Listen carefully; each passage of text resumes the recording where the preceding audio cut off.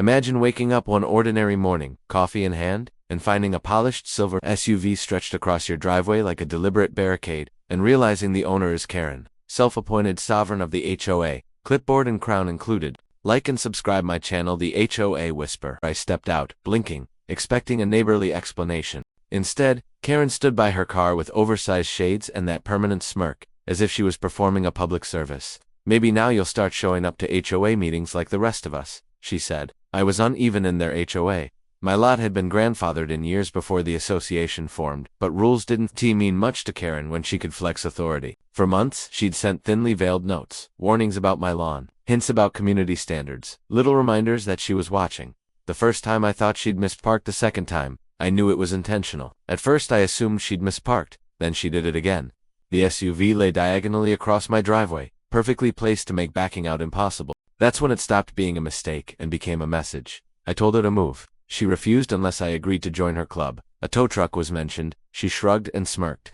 I went to work unsettled, the imagery playing all day. That night I started digging. If this was chess, I wanted to know the other players' moves. Public records didn't disappoint. The gleaming SUV, the yearly upgrades to her backyard pool, the kitchen remodel she bragged about at meetings, almost everything was financed. Mortgages, refinancings, cash-out loans. Karen's empire was a cardboard castle glued together with debt. One unexpected expense, one missed payment, and the scaffolding would fail. When you locate someone's safety net, you learn where to tug. A week later, the SUV returned, late at night, like persistence would wear me down. I stayed calm. The VIN was visible through the windshield.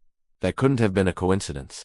The car belonged on paper to a bank until loans were satisfied. If Karen was going to weaponize a financed possession against me, maybe it was time to let the financing do the heavy lifting. I called the bank's repossession department and explained what was happening. Once I gave the VIN and reported repeated obstruction, they checked accounts and saw what I had. Delinquency procedures kicked in. Karen's reaction was almost cinematic. Hair wild, robe flapping, shrieking that they were stealing her child. The repo driver handed her the paperwork with the calm of someone who sees this routine daily. I stood on my porch, coffee in hand, and watched the SUV go. The neighbors who had once flinched at Karen's memos peeked out.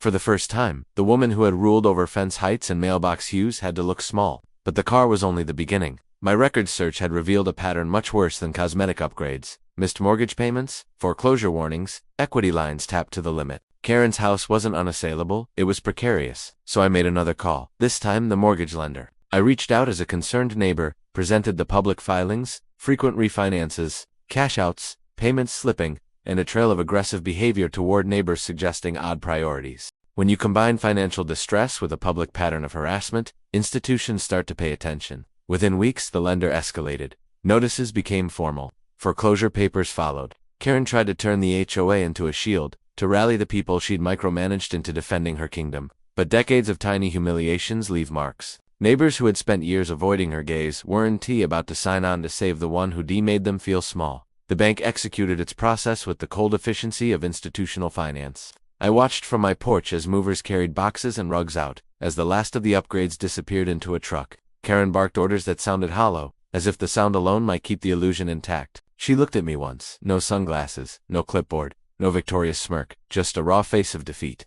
The queen had been stripped of trappings. She used to dominate a neighborhood. People often want revenge to look theatrical. Slashed tires, egged lawns, but justice that lasts is practical, not petty.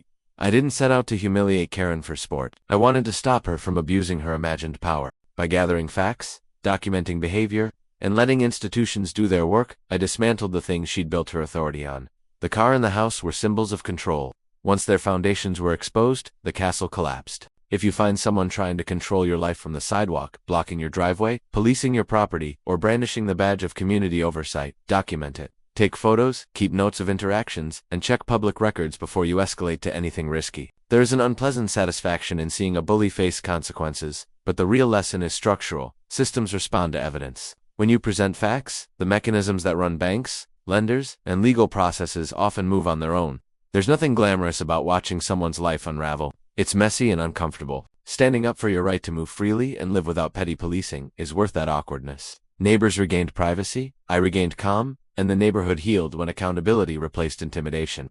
Do the paperwork, speak clearly, and let institutions carry out consequences swiftly. As I sipped my coffee, watching Karen's moving truck pull away, I felt something that wasn't triumph so much as relief. The neighborhood could breathe.